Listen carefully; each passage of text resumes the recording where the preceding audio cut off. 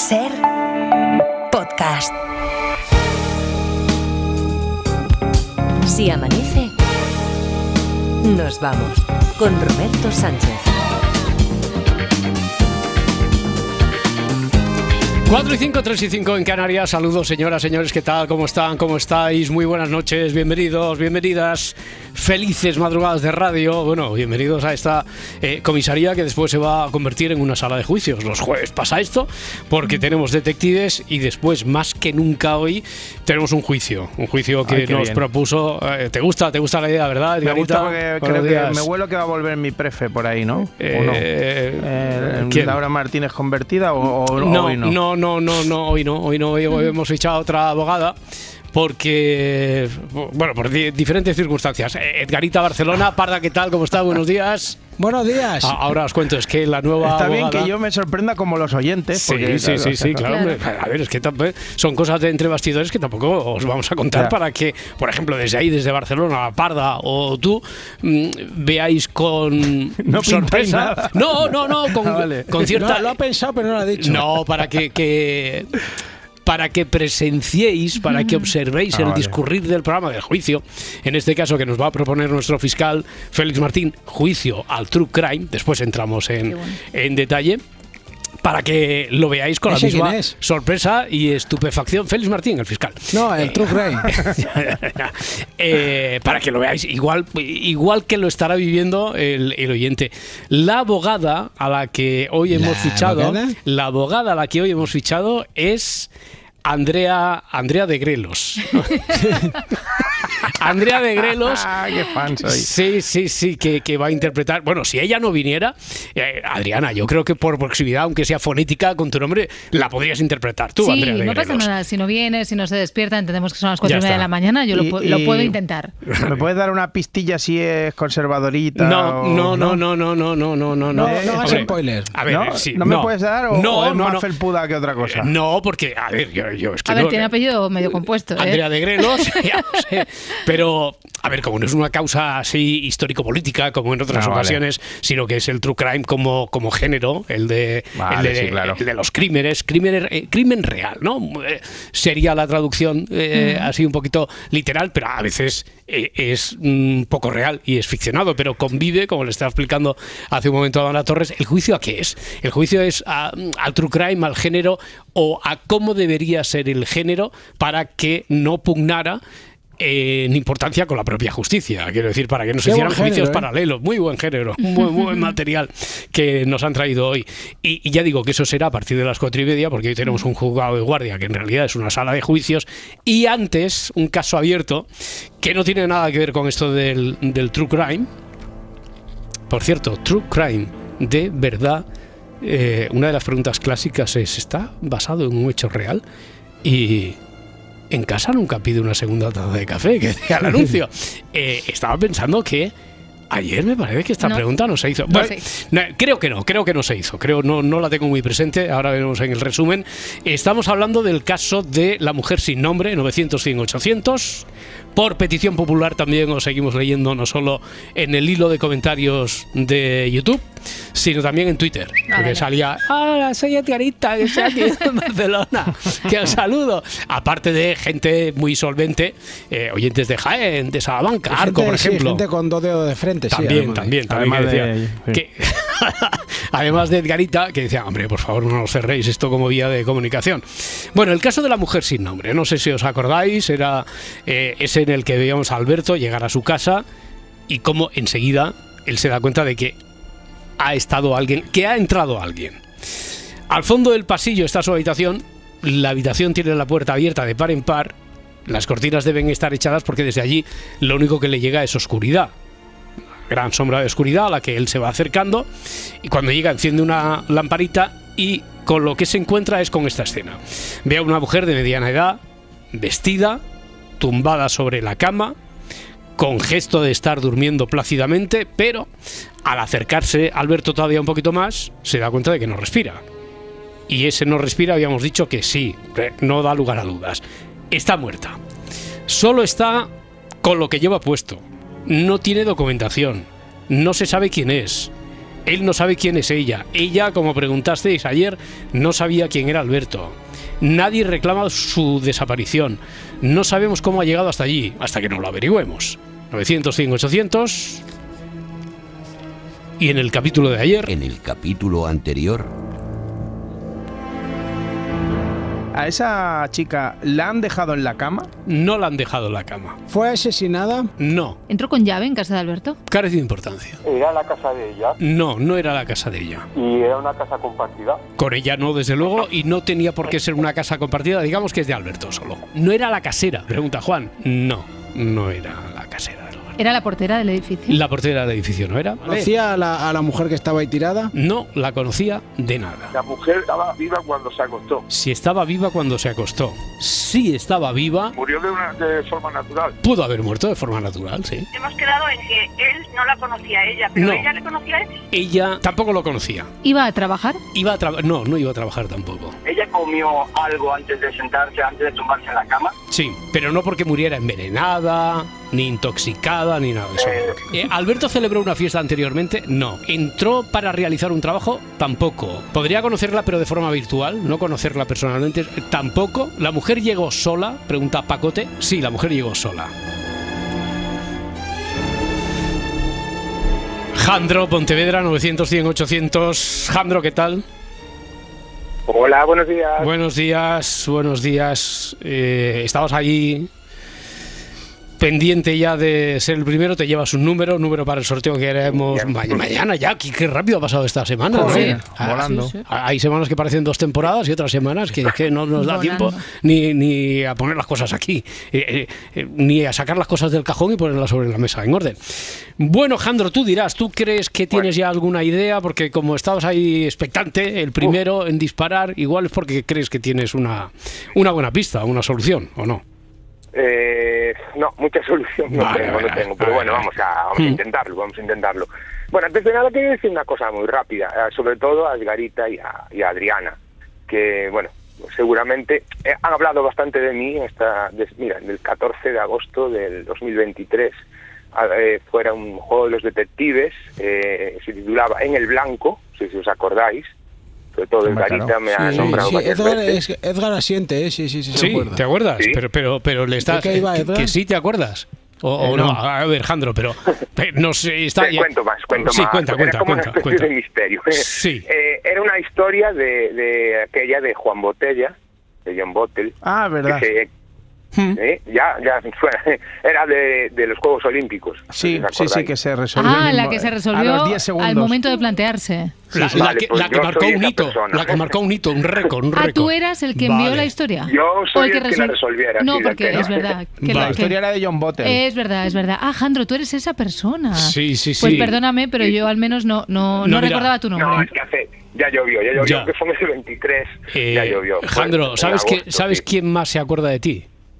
No. El que más se acuerda de ti, pero que te tiene muy presente todos los días. John Bottle. John Bottle dijo, es que se curró la historia Jandro, guapísima. macho, estuvo todo su periodo de prácticas de becario aquí en el programa. Dice, a ver si algún día, como ahora hace tiempo que no nos sorprende Edgarita, diciendo, mañana os traigo una historia. Es verdad, Pero bueno, la semana que viene hago una historia. Vale, bien. Mañana? No, porque mañana además es el día que tenemos ficción. No hay hablamos de pero series. él que la traiga mañana. Sí, por si acaso. Ay, perdón. Bueno, a ver, Jandro, pues nada, ya te tenemos entonces localizado y sobre todo John Bottle, que se acuerda bastante de ti. Bien, una vez dicho esto y una vez ya presentado, a ver si avanzamos en la historia de hoy. A ver si también la desmontas igual que desmontaste la de John Bottle. No tengo muchas esperanzas, pero bueno, venga, vamos a tirar. Bueno, lo que habéis hablado antes, que creo que no se hizo, sí está basado en una historia real, ¿no? Está basado en un hecho real.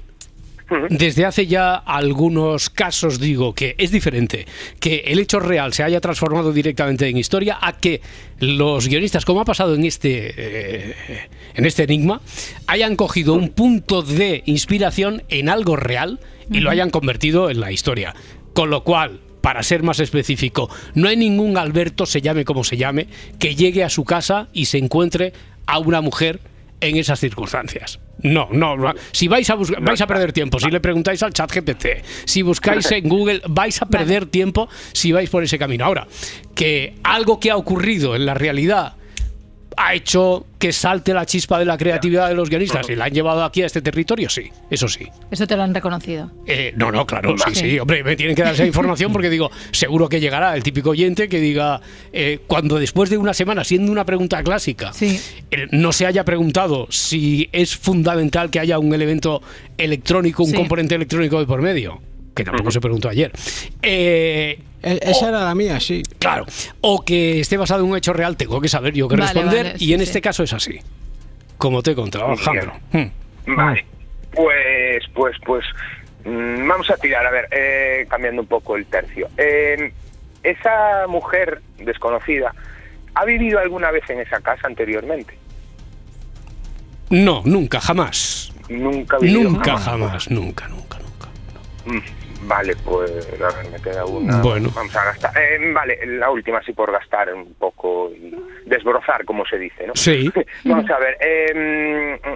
Ella, por ejemplo, sale de un hospital, de tener alguna enfermedad, de estar ingresada o algo así. No ha estado ni en un hospital ni en un psiquiátrico, lo digo porque como era una pregunta doble que ayer me parece que había llegado, pero que lo digo para que quede claro que no recuerdo haberla leído, pero no estoy del todo seguro si la leí en Antena, entonces ya así queda descartado que ella no sale de un hospital ni sale de un psiquiátrico.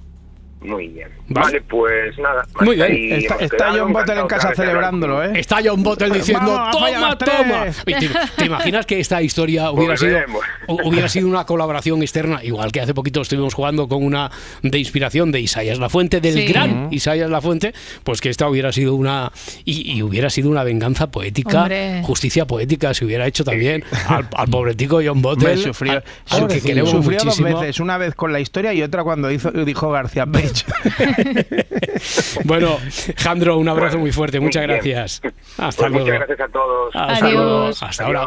Bueno, pues ha hecho doblemente historia en este programa. Desde Juan Botella, luego. John Bottle, porque desde entonces nos es muy difícil cuando hacemos incluso la parte más formal del programa, cuando estamos repasando la actualidad, leyendo la empresa, nos es muy difícil leer García Page. Muy difícil. Porque se nos va García Page.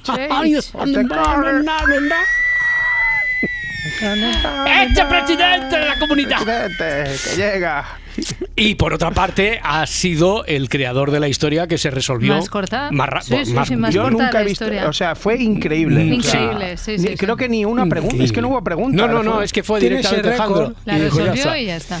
Oye, no sé si una de las preguntas. Sí, espera un momento, es que quiero ligarlo con esto de Pili, maestra de infantil con insomnio. Así se presenta a través de un correo electrónico. Se llama así, Pili, maestra de infantil con insomnio. Así se presenta, de segundo con insomnio. Maestra de infantil y con insomnio de segundo. Así se presenta Pili, un beso muy fuerte y mucho ánimo. Dice, ¿la habitación era la correcta del chico? Porque claro, igual que ayer se preguntó en doble sentido, él conocía a la mujer que está allí, la mujer lo conocía a ella. A ver si piensa Pili que él se puede haber equivocado de habitación y que entre por error en la de esa señora, con mala suerte de que la usuaria de esa habitación hubiera fallecido, porque oye, a cada cual le llega su hora, su momento, y hubiera sido ese. No. ¿Y tú cuál tenías, Andrea Adriana Morelos? Era una ocupa. Una ocupa. Esto se preguntó ya, ¿no? No me suena. No, lo pensamos. No me suena. A ver, no te puedo decir que no formalmente, pero no se le hubiera considerado así. Vale, entonces tengo otra. Vale. Al jefe de Luismi ya no le gusta. A ver, no se lo hubiera considerado así porque yo creo que a todos nos lleva el concepto ocupa a desarrollar la idea de que es alguien que se ha instalado allí permanentemente, que lo hace de forma furtiva, y no es con ese concepto, pero desde luego, a ver, ella está allí y no es su casa. Entonces, en cierta medida se puede entender. Pero si digo que es ocupa, es que os voy a despistar. Ya. Es decir, ella tampoco ha ido allí con vocación de allanar la morada de Alberto, pero sí que es evidente que está allí y no es su casa. Entonces, formalmente, no sé si la figura periodística o legal sería, está en una casa que no es la suya, pero no es una ocupa como tal, no. ¿Y era una mujer que vivía en la calle? ¿Era una mujer que vivía en la calle? No. Vale. Pues ya estaría. No era una mujer que hubiera vivido en la calle. No era una mujer que hubiera vivido en la calle. ¿Estaba huyendo de algo? No. No está huyendo de nada. Valerio de A Coruña dice: es posible que la mujer, sabiendo que esa noche iba a morir, hubiera decidido volver a la que fue su casa. Claro, esto era la pregunta que tenía por aquí, que se invalidaba después de la pregunta que había hecho Jandro. Que dijo, como en casa no se muere en ningún sitio, ¿verdad? Sí, no, que Jandro había preguntado si en algún momento había vivido allí. Y eso desde luego no, rotundamente no, nunca había vivido allí. ¿Es un edificio de viviendas?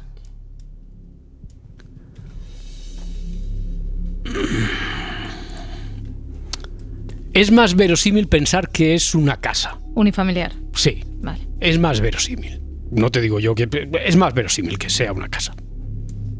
Es una vecina. Una vecina es decir, que vivía cerca de... No vivía cerca de allí. Ángel de Murcia, Si amanece nos vamos, Ángel. Hola, Si amanece nos vamos. ¿Qué tal? ¿Cómo estás? Bien, un poquito afónico, pero bien. Claro, que estás gritando últimamente mucho, Ángel, ¿no? ¿Perdona? ¿Qué estás gritando o cantando mucho últimamente? ¿O ha sido el cambio de tiempo? Por esta forma. Ni gritando ni cantando. ¿Qué? El cambio de temperatura. El cambio de tiempo. Claro, pues espérate, que la que viene ahora, madre mía. Después nos cuenta Luismi, a ver, que bajan las temperaturas. Muchísimo. También es lógico que bajen a estas alturas de año. Bueno, Ángel, oye. En Murcia. Incluso en Murcia. Gracias por hacer el esfuerzo, hombre. A ti te escuchamos bien, te escuchamos bien. De todas formas. Perfecto, vale. Perfecto. Oye, tengo una pregunta. A ver, que casi me la quita a Adriana con lo de la casa unifamiliar. Yo pensaba, a ver cómo la planteo. A ver. La casa, él es la primera vez que va a su casa. Él, Alberto, la primera vez que va a su casa. Sí. A ver, podría ser. La ha comprado y dice, mira, claro, así a ciegas. La ha comprado, le dan las llaves, llega a la casa, la acaba de comprar, abre y se encuentra con... Y dice, ay, si tiene un regalo. Igual ¿esto qué pasa? Igual. No es la primera vez que va a su casa. Pues mi teoría ha sido por los suelos. Justamente. Era eso, ¿no? Ángel, pensabas que compraba la casa o le tocaba una herencia, llegaba allí y se encontraba pues con una persona del entorno que se había metido en la casa al encontrarse mal y estaba una casa sin abandonada y se metía ahí. En fin. Bueno, una teoría muy bonita, pero que no muy bonita, pero tan original que yo creo que se merece, Ángel, que lo recompensemos con un número, ¿no? Yo diría que sí. Número para el sorteo para mañana para Ángel y para que te recuperes pronto, amigo. Venga, mucho ánimo. Gracias, un abrazo. Gracias. Un abrazo. Hasta luego. Y es que yo tengo mucho interés en resolver esta. Ya, pero no sé si se podría resolver hoy, ¿eh? ¿Se podría? Se podría resolver. Vale, voy a hacer otra. Con lo de la casa unifamiliar que planteaba también Ángel. ¿La mujer se ha equivocado de casa? No se ha equivocado de casa. Porque estaba pensando en estas viviendas unifamiliares que son todas iguales. Sí, ya. No se ha equivocado de casa. Neboa pregunta si está en un videojuego. No. Si es sonámbula la mujer, lo pregunta Miguel. Tampoco. Si Alberto es médico, pregunta Segorbino 35. Yo quiero volver al principio. Al principio de todo. Alberto no es médico, sí. Venga, Edgarita, volvamos al principio. No me ha quedado claro del todo. ¿Ella es consciente de entrar en casa de él? Como no lo conoce... Ella, por ejemplo, sabe que esa no es su casa, evidentemente, pero ella es consciente. ¿Pero es consciente de entrar en esa casa? O sea, ¿ella quiere entrar en esa casa en concreto? En esa casa en concreto, o sea, no va buscando esa casa, no va buscando calle del PET 27. Quiero decir que se puede haber metido en la casa de... Sí. En la casa de Inés. Exactamente. Qué fiestas, en la casa de Inés. Madre mía. Con la braguita en el ventilador. Toda la noche en la casa de Inés. Lo dice la canción. Claro. Sí, se podía haber metido en la casa de Inés perfectamente. Ella no va buscando una casa en concreto, entiendo que no es contradictorio con el hecho de que no lo conozca, sino que le hayan dicho, que por lo que sea, diga, voy a la casa que están... Vale, eso es lo que... Es que hay veces que se me traspapela Bien, no, es decir, ella no quería ir a esa casa en concreto, podría haber ido a una casa que estuviera, yo qué sé, 30 metros más allá, 500 metros más acá. Ella lo que buscaba era una cama. Sí. No, como yo. Sí. Pero, a ver, buscaba una cama. Alguien ayer había preguntado, con la intención de quizá tirar del hilo de si se había intoxicado o si había envenenado, si había comido algo. Sí. Y sí, había comido algo también. Yo dije, es muy importante, es para darle cuerpo, para darle verosimilitud a la historia, tanto como lo de la cama. ¿Estaba esperando una ambulancia? No está esperando una ambulancia. David de Almería, si amanece nos vamos. Si amanece nos vamos. ¿Qué tal? Buenas noches. 900, 100, 800, que continúa activo, al menos para... A lo mejor eres el último detective de este capítulo, David, y Adriana tiene mucho interés en resolverlo. Sí. Dale esperanzas. A ver, ¿qué preguntas? Vamos a intentarlo. Vamos a ver, ¿ella sabía que iba a morir? Ella sabía que iba a morir. Hombre, ella temía por su vida. Si me lo preguntas así, ¿cómo? ¿ella temía por su vida? Porque claro, saberlo que va a morir... Si me preguntas, ¿ella teme por su vida? ¿Cree que va a morir? Te digo que sí. Ahora, saber que va a morir... ¿Teme por su vida? Sí. Hombre, yo había pensado que a lo mejor se había suicidado o... No se ha quitado la vida. Vale, a ver, otra pregunta. ¿En la casa había alguien más cuando llegó ella? No. Y la última, durante el proceso entre que ella muere y llega el titular de la casa, ¿ha habido alguien más en la casa?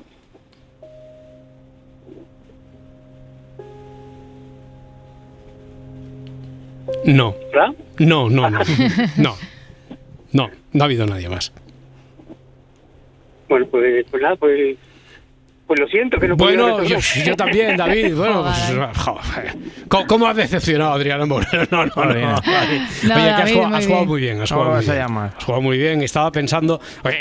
me he tomado un poco más de tiempo porque estaba pensando a ver si sería creíble que muere, que además parece que no hace mucho tiempo, porque estaba repasando por aquí el enunciado, dice que cuando llega se encuentra ya una mujer de mediana edad, que ahora sabemos que no la conocía de nada, vestida, tumbada sobre la cama, con gesto de estar durmiendo plácidamente, por lo tanto no había entrado en proceso de descomposición ni nada de eso, y había muerto quizá durmiendo.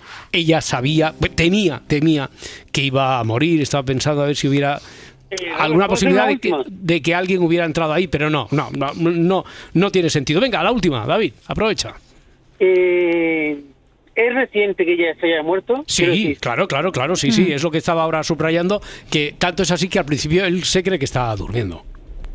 Pues nada, pues a ver si para la próxima. Bueno, David, muchas gracias, un abrazo. Venga, buenas noches. Hasta luego. ¿Puedo hacer yo la última? ¿Quieres que te haga alguna de las que han llegado por aquí? A ver si te sirven también.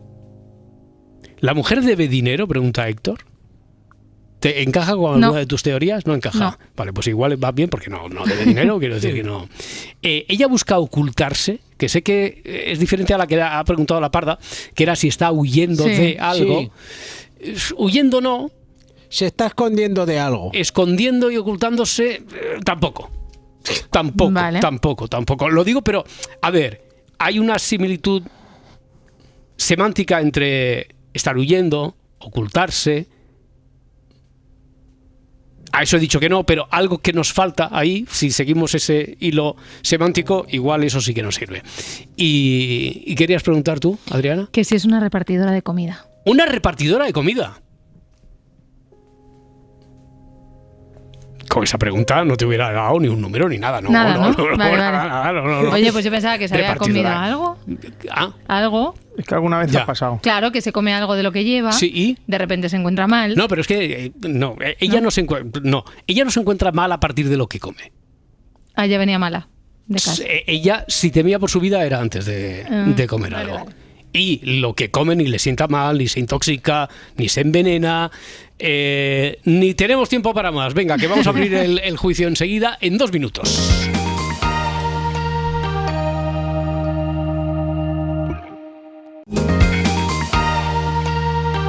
Si amanece, nos vamos.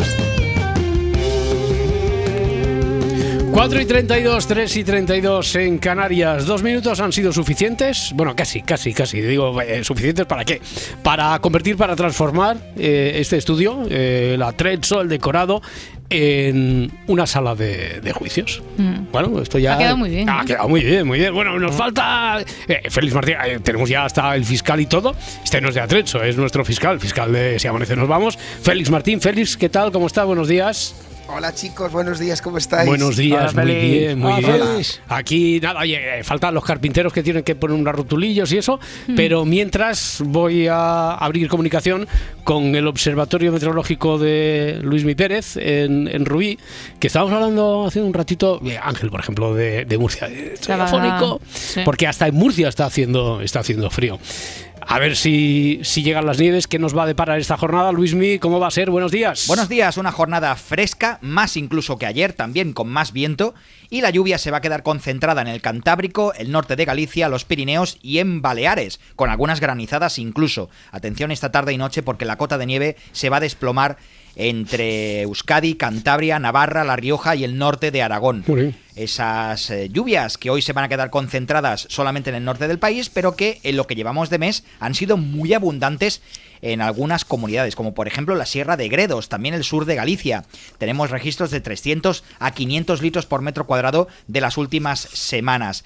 Zonas en las que hubo grandes incendios forestales. Vamos a ver exactamente el papel de la ceniza que ha quedado en ese suelo. Estos últimos días hemos visto cómo los ríos bajaban completamente negros o grises, con esa gran cantidad de ceniza que era arrastrada por las lluvias casi torrenciales. En algún caso es beneficioso que se acumule algo de ceniza, pero en los bosques el hecho de que se hayan quemado y luego llueva mucho puede ser más un impedimento que otra cosa para que pueda regenerarse mejor. Muy bien, lo vemos en la segunda parte del programa. Tengo, bueno, el mazo o la maza, Félix Martín, ya que me lo has dado, me has otorgado a mí la potestad de ser el presidente del tribunal. El martillico. Esto que es el martillico que el mace. No recuerdo nunca. Si es el neutro. El mazo o la maza, ¿qué es, Félix? El mazo. El mazo, venga, vamos. Empezamos. ¡Oh! ¡Qué a gusto se queda uno, eh! Yo creo que he equivocado de equivocación. Yo tenía que haber sido ¿Puedes matar algún mosquito que haya por ahí ya de paso? Podríamos hacer como el veredicto, el programa aquel de Ana Rosa Quintana. También. Bueno, yo recuerdo, y ahora hablaremos del otro programa al que vamos a homenajear, un programa también de juicios en la tele, porque la semana pasada Félix Martín, nuestro fiscal, asumió el reto de acercarnos al fenómeno del género true crime, pero en contraposición a la justicia. Porque llevamos muchos meses debatiendo de esto, por ejemplo, cuando hemos tratado aquí asuntos como el que hizo de Félix Martín el fiscal más popular, conocido, mediático, etcétera. Aunque yo no sé si esto te persigue mucho, Félix, o si convives bien. ¿Eres como los Estopa, que ya hubo un momento que aborrecían la raja de tu falda, o no te molesta tanto que te digan el fiscal del caso de la Guardia Urbana? No, porque además la gente es bastante cariñosa cuando se acerca a mí. Sí. Bueno, el caso de la Guardia Urbana, el de los hermanos Menéndez, cuando estas últimas semanas, por ejemplo, por remitirnos a lo más reciente, nos hemos acercado a los terribles crímenes del monstruo de Florencia. Y es que en los últimos tiempos estamos asistiendo a un fenómeno que además resulta cada vez más frecuente. Historias judiciales que saltan del sumario a la pantalla, pero casi sin transición. Sin solución de continuidad. Casos complejos, con decisiones delicadas, casos que se convierten en documentales, podcasts, series, y en realidad en paralelo, mientras todavía resuenan los ecos del juicio. Y no sé, consumimos esos relatos con la misma naturalidad con la que seguimos una producción de ficción. Una forma muy gráfica de verlo es que tú abres la pantalla en la misma línea de los cuadraditos estos a los que te va a llevar a una serie o a un true crime o lo que sea. que te ofrece Netflix, pues conviven tanto uno como otros. Es decir, que eso a lo mejor incita a que después no acabemos de diferenciar. A que no acabemos de diferenciar que una es una serie de ficción y otra hay víctimas reales o una familia, incluso la familia del acusado, que también está pasando ahí por un drama, ¿no? Bueno, ocurre también con revisiones de casos ya juzgados, con entrevistas en profundidad, con obras que se centran en un único ángulo del asunto, incluso con productos que bucean en la vida privada de las víctimas para explicar, algunos son de parte, para explicar desde su punto de vista lo que ocurrió. Y todo ello en un contexto donde la información circula mucho más rápido que la justicia, ya sabemos, y no solo en este país, quizá especialmente en este país, pero se va moviendo a pasos de gran mastodonte, y eso no ocurre del todo de la misma manera en la ficción, donde el relato audiovisual termina condicionando de alguna forma cómo podemos llegar a conocer o a recordar ese caso. Así que esta noche queremos preguntarnos, ¿dónde termina la justicia? ¿Dónde empieza el relato? ¿Hasta qué punto el true crime ayuda a comprender cuándo corre el riesgo de sustituir a los tribunales en la mente del espectador? Así que esta noche, voy a utilizarlo otra vez. Esta noche hemos organizado un juicio simbólico, el juicio del true crime, que ahora empieza oficialmente. Y bueno, primero una sintonía de un programa de la tele, a ver quién la recuerda. Fue más famoso el programa que la sintonía, la verdad. Alf. No. Era de la época. En la misma época, los domingos por la tarde, las 2 emitían Alf, pero no, estamos hablando del programa Tribunal Popular. No sé si qué bueno, sí. Tribunal Popular, tú lo veías, ¿verdad, Parda? Tú sí que... Yo sí. Fuiste coetánea, claro. No sé si alguien más aquí, ¿alguien lo recuerda? Ya tengo una edad, sí. Un programa muy popular, de debate, emitido en televisión española entre el 89 y 1991, que utilizaba... Bueno, en realidad casi la misma mecánica que vamos a utilizar aquí, la de poner en escena un juicio para abordar temas de actualidad social, política, cultural, de gran interés para el público, programa que se desarrollaba en el plató. Javier Nart era el fiscal de ese programa. Javier Nart. El abogado defensor Ricardo Fernández Deu. Y bueno, el juez, don Xavier Foz. Cada semana se juzgaba un tema controvertido, se invitaba a testigos, a expertos, personajes públicos, y finalmente un jurado popular, compuesto por personas del público, votaba para emitir un veredicto simbólico sobre el tema. Félix, esto era una forma de avanzarse, porque todavía la figura del jurado todavía no se había implantado aquí en España. Esto era unos años antes. ¿Tú lo viste también o no? Yo, que también tengo una edad, claro. Sí lo veía. Fijaros que yo me acuerdo de 2. Recuerdo uno que se hizo respecto a la legalización de las drogas, que tuvo como una polémica, y que salía Fernando Savater. Y recuerdo otro donde se analizaba la figura de Jesús Gil y Gil con el propio implicado. O sea, fijaros. Sí. Él se prestó a ir para que le juzgaran. Dice, a otros tribunales igual no. Ya vemos si sorteamos la justicia. Pero a este que era de pega, bueno, pero que tenía una repercusión social el programa. Sí. Fíjate que fue un anticipo a lo que luego le pasó a Gil, pero bueno. Ya. Y lo que tú decías es curioso. En España tuvimos, ya lo hemos contado muchas veces, la Constitución que prevé la institución del jurado en el 78, hay que esperar hasta 1995 para que lo tengamos, y sin embargo en un programa de la tele ya lo teníamos en 1989. Fijaros la ironía. Y la otra, fíjate la anécdota que te va a gustar, Robert, es que hace pocos días tuve que ir al programa por otras razones de fiscal de la asociación de la que soy, al programa de Gemma Nierga aquí en Cataluña. Sí, me suena la chica esta, sí, promete. Que creo que la conoces. La conozco algo, sí. Efectivamente, ¿y sabéis quién estaba? ¿Quién? Ricardo Fernández Deu. ¡Hombre! Y me hizo muchísima ilusión verle. Fue muy bajo. Sí. Bueno, oye, si os parece, comenzamos el juicio. True Crime versus Justicia. Comparece en este tribunal, ante este tribunal, como fiscal, en representación de la justicia y de sus garantías, el ya saludado Félix Martín. no sé si va a solicitar la condena o la absolución del true crime, estamos todos muy intrigados. Y por parte de la defensa, la abogada Andrea de Grelos, que se parece mucho a Andrea Morelos. Se parece mucho a Andrea Morelos. Tiene una retirada, sí. Hasta en la voz se va. Ambos van a escuchar a nuestros testigos, van a interrogar. No sé si... yo creo que esto, como los grandes juicios, va a necesitar de más de una sesión. Félix, igual hacemos 2 o las que se tercie, seguro. Yo creo que sí. Van a replicarse entre ellos y, como siempre, la última palabra será del jurado, que son los oyentes del Se Amanece. Venga, comencemos con los alegatos iniciales. Primero el fiscal y después la abogada Andrea de Grelos. Señor fiscal, tiene usted la palabra. Gracias, señoría. La Fiscalía parte de reconocer que estamos ante un juicio muy complicado para el jurado. ¿Por qué? Porque demonizar sin más al true crime sería reduccionista e injusto, porque más que ninguna otra cosa, para la Fiscalía el true crime tiene como una moneda un anverso y un reverso. ¿Por qué? Porque en un true crime podemos encontrar, y existe desde luego, buen periodista, incluso justicia, pero ojo, señoría, también hay espectáculo y no pocas veces sesgo, cuando no incluso un claro intento de tergiversar la verdad por otras finalidades. Dejadme que os evoque el tratamiento mediático tan desigual en asuntos como, solo por poner unos ejemplos, Alcácer, Asunta, Nevenka, Magi Salvador, Los Menéndez. Y es que el true crime puede ser una herramienta cultural, desde luego, pero también un arma peligrosa si confunde verdad con verosimilitud al servicio de determinados intereses. Ya sé lo que me va a decir la letrada Andrea, y con razón. La justicia tiene defectos. Por ejemplo, los casos de Dolores Vázquez o Alcácer lo prueban. Pero ojo, y aquí voy a estar yo como fiscal para recalcarlo, la justicia también tiene virtudes que son sagradas, garantías como la proporcionalidad, como la presunción de inocencia.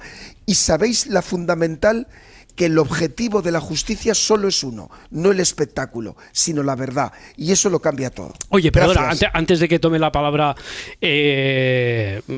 como decimos en los alegatos iniciales, la abogada, como esto también nos sirve, en realidad, abrimos paréntesis y aprendemos del discurrir de un juicio.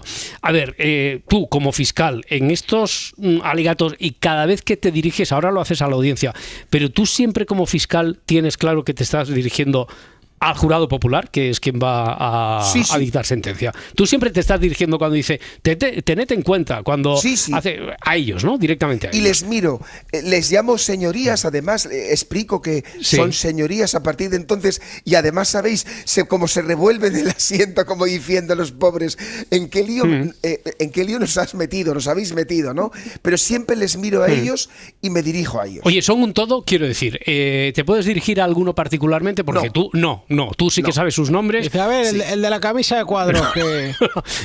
Pero sabes sus nombres, sabes su filiación, pero no son un todo. Y siempre te tienes que dirigir a ellos. Vale, alegatos iniciales, Andrea de Grelos, abogada. Bueno, tiene razón el señor fiscal cuando dice que a mí me toca evidenciar los defectos de la justicia. Madre mía, lo tienes crudo, Félix. Qué seguridad en la abogada esta. Cuidado. A ver, señor fiscal, es que el true crime ha servido para reparar silencios. Sin Soy Nevenka, muchas mujeres seguirían sin comprender qué fue el acoso institucional. Sin Dolores Vázquez no habríamos revisado los errores mediáticos que arruinaron una vida. El género true crime no es un enemigo de la justicia, sino un espejo de sus fallos y yo diría un amplificador de su lentitud y de sus prejuicios. Si me permite su señoría un pequeño matiz a la letrada, estoy de acuerdo, Andrea, en que el papel, como dice usted, en que el papel del periodismo es vigorizar la democracia y por ello la justicia, con los ejemplos que usted señala. Pero en mi opinión, seríamos ciegos si no nos damos cuenta que en no pocas ocasiones el true crime no sabe dónde está el límite, por una clave, que contar no es juzgar, que un documental no es un tribunal. Bueno, pues este tribunal sí que queda constituido, es así, ¿no? La formalidad, quiero decir, alegatos iniciales, entonces ya quedan constituido formalmente el tribunal, el jurado, ya sabéis que sois vosotros, los oyentes del Se Amanece. Llamamos al primer testigo. Comparece Lara Losa, periodista de tribunales. Lara, has cubierto los grandes juicios del país. ¿Dónde crees que se cruzó la línea entre la información y el espectáculo? Pues en el momento en que las cámaras entraron en el dolor. El caso Alcácer fue el principio de todo. Convertimos el sufrimiento en horario de máxima audiencia y desde entonces cada crimen grave corre el riesgo de transformarse en una serie. Lara, soy el fiscal. Permítame una pregunta. Más recientemente, casos como el de Rocío Carrasco, la televisión se convirtió en un tribunal. No niego el derecho de nadie a contar, pero le pregunto, ¿no? Para usted, ¿un plató corre el riesgo de convertirse en una vista oral? ¿No corremos el riesgo de que el público intente convertirse en un jurado? Bueno, el peligro del juicio mediático es que la verdad ya no se busca, se vota y cada espectador pues se siente juez. Lara, y supongo que también hay que reconocer que esos relatos, no sé qué piensa usted, dan visibilidad a los dolores invisibles, como a la violencia de género, al acoso, al abuso de poder.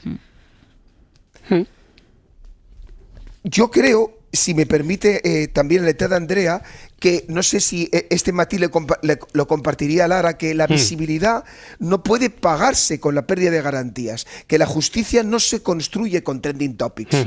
El tribunal también puede dirigirse, puede preguntarle. Totalmente, sí. Totalmente. Vale. Lara, el tribunal le hace entonces la siguiente pregunta. ¿Cree que los periodistas están preparados para narrar un proceso penal con rigor? No siempre. Necesitamos formación jurídica, sensibilidad, ética y una regla de oro muy importante. No se puede contar lo que todavía no ha terminado. Si me permite su señoría, sí, a este respecto, esto yo no lo podía hacer tanto, de interrumpir un juicio, esto no se puede hacer tanto. Aquí vas con ventaja, claro, estoy un poco... Estoy en casa, al amparo de lo que tú ordenes. Bueno, señor fiscal, sí, le permito. Gracias, señoría. A cuenta de lo que dice Lara, me gustaría contar una anécdota, porque creo que ha dado la clave cuando dice que no se puede contar lo que todavía no ha terminado, uno de los límites éticos, una anécdota real. En torno al terrible crimen por el que primero se detuvo y después se condenó al hijo de un conocido actor por la muerte de su compañero sentimental. Recuerdo perfectamente, atónito, cómo la investigación acababa de comenzar, ni siquiera se había conocido la autopsia, no había por supuesto informes policiales, no había una cronología fijada, ni se habían tomado las declaraciones, y aún así, en una televisión de ámbito generalista, estoy yo viéndola y de repente observo una recreación dramatizada con actores de lo que según el programa podía haber sucedido. Antes de todo eso, ¿vale? Esto es lo que yo llamo, y lo digo claramente en este tribunal, contaminar un proceso. Porque cuando una investigación está en marcha, cada imagen, cada insinuación, cada reconstrucción precipitada puede crear un juicio paralelo, que nunca es bueno. El espectador cree que ya sabe lo que pasó.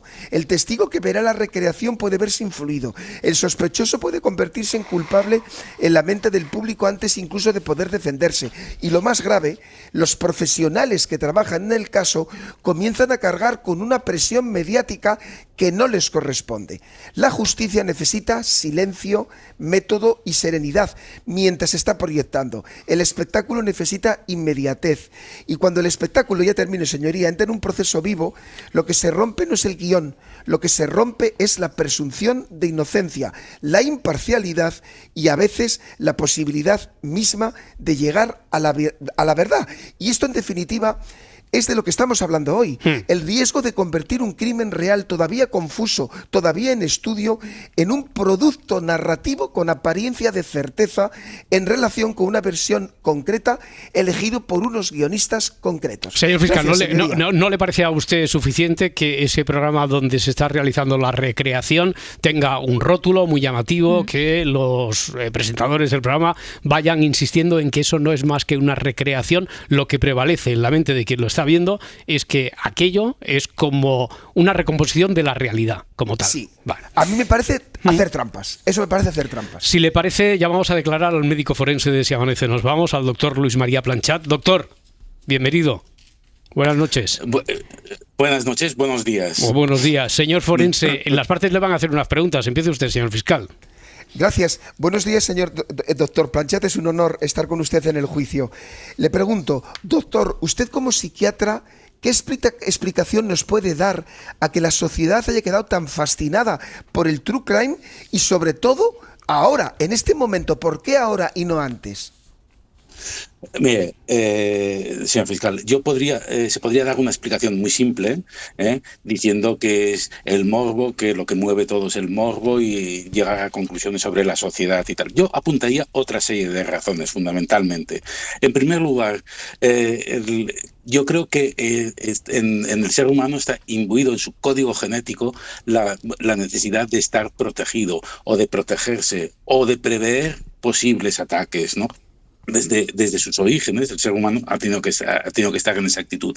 Y en ese sentido, el true crime sería como le dice al ser humano, a la persona, le dice, presta atención, mira lo que te puede pasar y aprende para defenderte si te encuentras en esa situación. También hablaría de otra razón que podría ser lo que nosotros en psicología y en psiquiatría llamamos el miedo recreativo, que es aquella situación en la que se presenta una serie de secreciones de neurotransmisores, hormonas, cuando estamos experimentando una sensación de miedo, pero con una situación de seguridad. Es lo mismo que, para que lo entienda el jurado, sería lo que se produce en una montaña rusa, por ejemplo. Otra razón podría ser que provoca una reflexión, el true crime puede provocar una reflexión acerca de la naturaleza humana y del estado de la sociedad. ¿Existen los malvados o qué factores psicológicos han podido llevar a esta situación? Incluso preguntas que puede hacerse el espectador, como por ejemplo, si yo fuera padre de un hijo que está acusado de asesinato, ¿yo lo podría entregar, por ejemplo? Sí. Otra razón, y acabo, sería que lógicamente el true crime innegablemente emplea una serie de recursos dramáticos que captan el interés del público, pues ya sea por el suspense, la sorpresa, el clima de misterio, y que afectan a nuestros instintos y miedos más profundos, como pueden ser los celos, la codicia, la venganza y tal. Y finalmente, y con ello concluyo, la otra razón que yo indicaría, que sería una quinta razón que yo indicaría, sería fundamentalmente la curiosidad humana. El ser humano es curioso por definición, la incertidumbre es psíquicamente muy dolorosa, y entonces queremos saber cómo se resuelven las cosas y que sobre todo de aquellas situaciones o casos que no sean comprensibles, ¿no? Como por ejemplo puede ser un crimen. Yo creo que estas 5 razones son las que explicarían el éxito del true crime en la actualidad. Señor Planchat, soy la letrada de Grelos. Quería hacerle alguna pregunta. En algunos casos... Se ha metido con el papel, la tía. Sí. En algunos casos, señor Planchat, se ha visto que un villano televisivo genera simpatías inesperadas. No sé si usted considera esto un fenómeno psicológico peligroso, y además si el relato audiovisual puede distorsionar la percepción real de la violencia. ¿La normaliza o la desensibiliza? Yo creo que esa glorificación del criminal que comentaba la señora letrada puede darse, pero sería sinónimo y para mí indicativo de que el true crime no es correcto. Y en eso, si usted observamos la historia y la evolución del true crime, vemos que en un principio sí que el true crime se centraba más en los aspectos más cruentos del hecho criminal, y había una cierta fascinación por la mente del criminal, y además también que se asociaba a una idealización de las labores policiales, etcétera. Yo creo que el paso del tiempo lo que ha demostrado es que se han introducido una serie de cuestionamientos de temas sociales. Es decir, lo que nos están enseñando, lo que estamos viendo, pues puede demostrar o puede hacernos ver pues que detrás de todo ello existe una situación de desigualdad, de racismo, etcétera, ¿no? Toda esa introducción de estos temas sociales, y también de el aspecto y las circunstancias también de las víctimas y sus familias, que se ha ido introduciendo desde los primeros true crimes hasta los más actuales, yo creo que evita, por decirlo de alguna manera, esa glorificación del criminal y esa idealización del criminal. Señor fiscal, ¿tiene usted alguna otra pregunta para el testigo? Mire, yo creo que esta le va a gustar a su señoría, porque es una cosa de la que hemos debatido muchas veces en Se Amanece, en Juzgado de Guardia. Tampoco me haga públicamente la pelota, señor fiscal. Eso no queda bonito. No. Hay que ser sutil, pero no lo he sido. Doctor Planchat, mire, tengo 2 grandes curiosidades, y es que muchas veces lo he pensado, desde el punto de vista de las víctimas y desde el punto de vista de la familia del condenado. Imagínese, doctor Planchat, que estas 2 familias o la propia víctima está viendo el true crime, o la familia del condenado. ¿Cómo les puede afectar psicológicamente a ellos? ¿Les puede provocar gran daño? pues les puede provocar gran daño y les puede reivindicar. Tanto en un caso como otro es normal y es una reacción normal, por decirlo de alguna manera. Y me explico, ¿en qué sentido? En que hay familias, y esto el Ministerio Fiscal, al igual que yo, personalmente lo hemos comprobado, pues hay familias en las cuales necesitan esta reivindicación por ese hecho de justicia, por decirlo de alguna manera, que podría haberse representado en el true crime y tal, mientras, y hablo también para los familiares, respecto a los familiares del condenado, mientras que en otras situaciones se puede producir una vuelta a la reexperimentación y, consecuentemente, a lo que nosotros llamamos un síndrome de estrés postraumático, es decir, a la aparición nuevamente de esos pensamientos intrusivos, esas conductas de evitación y esa hipervigilancia que conlleva el visionado de esta situación, es decir, el volver a vivir la historia, ¿no? Pueden darse las dos cosas y depende muchas veces de cuál ha sido el proceso, tanto de la familia, los familiares de la víctima, como también los familiares del condenado, cuál ha sido el proceso que han vivido ellos y las características personales de todos ellos durante todo ese proceso. Y desemboca... Le ruego que vaya acabando, doctor, porque no veo signos de agotamiento ya entre el jurado y entre los comparecientes, y le quería formular, aunque solo para cerrar la sesión de hoy, una última pregunta. Si cree usted que un documental puede influir en la memoria de los testigos, en aquello que después hemos llegado a llamar casi el síndrome Mandela, si existe el riesgo de contaminación, de generar incluso falsos recuerdos y que se den como buenos. Sí, totalmente.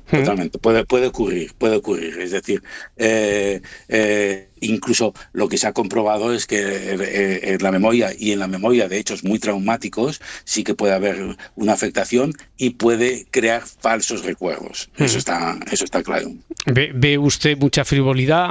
¿Considera que un documental, por ejemplo, un true crime, debería siempre contar con especialistas antes de atribuir ningún diagnóstico?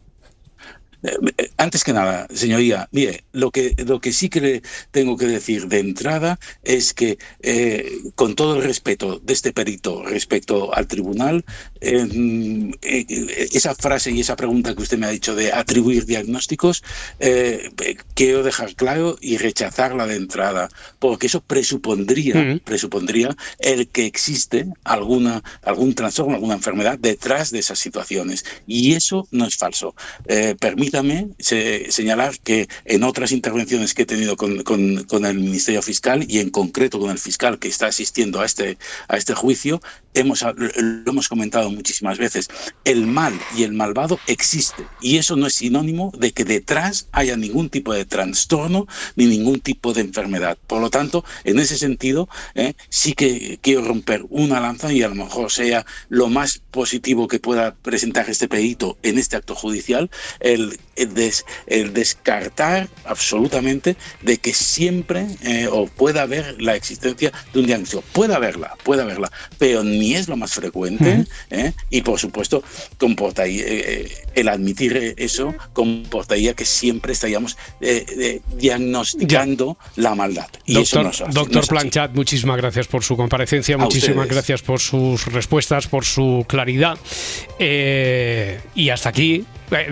Le tengo que dar a la maza ahora, ¿no? Venga. Se cierra la primera sesión del juicio que abriremos en vista oral la próxima semana en hora, fecha y lugar que determinará este tribunal. Señorías, muchísimas gracias. Hasta la próxima. Un abrazo grande. Si amanece, nos vamos. Para no perderte ningún episodio, síguenos en la aplicación o la web de la SER, Podium Podcast o tu plataforma de audio favorita.